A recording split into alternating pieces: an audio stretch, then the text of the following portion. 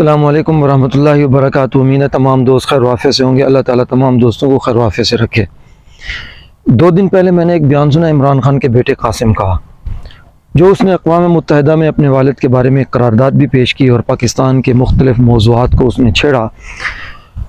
باقی چیزیں اپنی جگہ پہ، لیکن اس نے پاکستان کے اندر موجود توہین رسالت کی جو سزا ہے اسے کہا کہ توہین عدالت کی جو سزا ہے وہ 1 سال تک سخت کر دی گئی ہے۔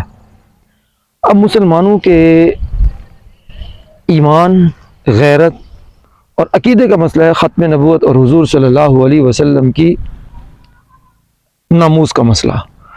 اب جو لوگ یہ توقع کیے بیٹھے ہیں کہ ہم عمران خان کے بعد پارٹی کی قیادت اس کے بیٹے قاسم کے سپرد کریں گے یا سلمان کے سپرد کریں گے، تو اپنی غیرت کا اندازہ اس بات سے لگائیں کہ اگر وہ قائد بن گیا پی ٹی آئی کا، تو حضور صلی اللہ علیہ وسلم کی ناموس، عزت، صحابہ کی عزت اور ایمانیات کا کتنے حد تک تحفظ کرے گا، یا مسلمانوں کے جو عقائد ہیں ان کا تحفظ کہاں تک کر سکے گا۔ پاکستان کی سالمیت اور بات ہے۔